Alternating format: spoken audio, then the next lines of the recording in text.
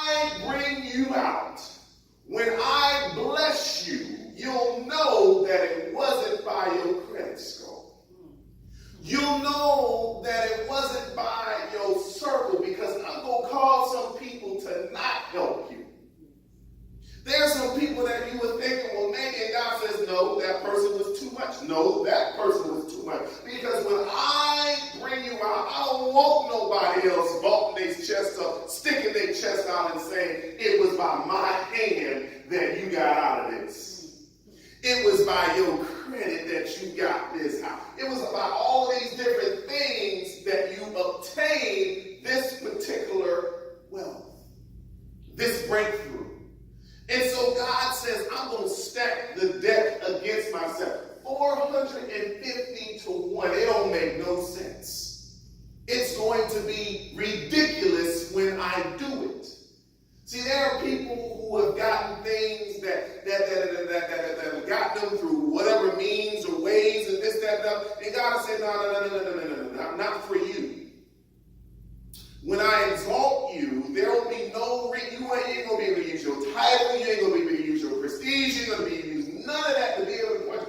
All people are going to say is, God did that.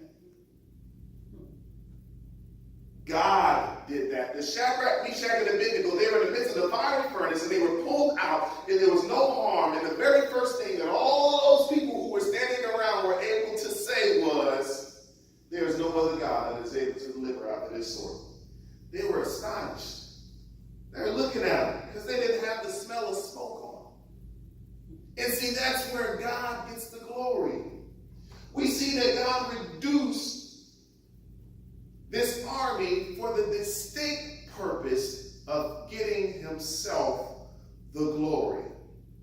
Sometimes we're in panic mode when we see things being moved away. It seems as if all of our help is being moved away. All the things are being shifted away. My credit score down, and this person over here don't want to help me. This person over here don't want to help. This building shut down. This door closed. And this and all of these things are lining us up to be right in the vicinity for a miraculous miracle from God so that he would get the glory.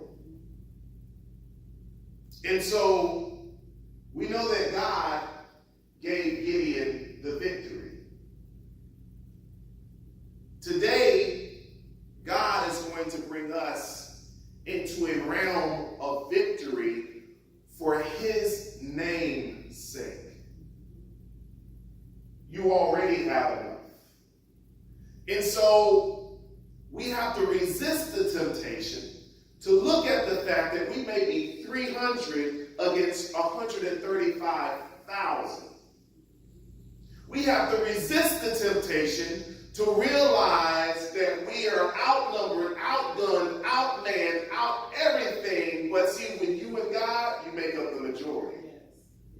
When Elijah woke up Elijah and he said, listen, don't you care that we serve? Well, Elijah's servant, woke him up and said, don't you care that we perish? Because they were surrounded by this great army. And Elijah asked God to open his servant's eyes. He said, just open his eyes. But before he asked God to open up his servant's eyes, he said, they that be with us be more than they that be with them. And when he opened up his eyes, he caught the revelation that the entire camp that was surrounding them was surrounded.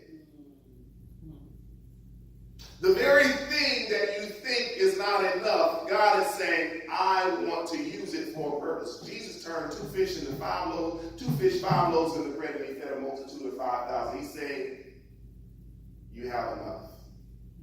You already have enough. Stop panicking and trying to think you got to get this up and get this over here, talk to this person and get this person, this thing. He said, you already have everybody that you need in your circle.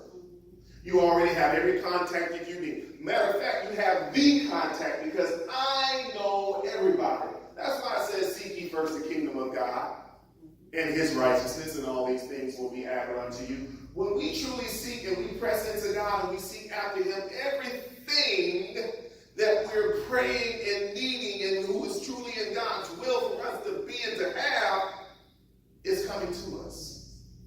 The devil can't stop it. And so with that recapping, we know that we already already have enough. That God has called us out of the kingdom of darkness into his marvelous light. He's called us mighty men and mighty women of valor. He's called us and he sent us. He sent us to do his will. And he sent us to do his will in a variety of ways through our gifts and our talents and the things that he's placed on the inside of us. Is there going to be opposition?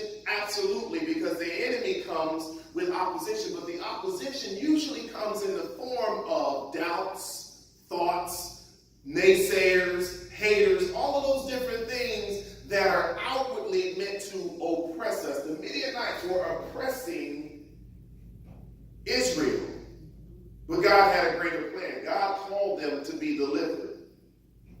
And God called them to be delivered in such a way that they would not feel as if they had anything to do with it. I like those kind of blessings. When God just does something and you know that you had nothing to do with it.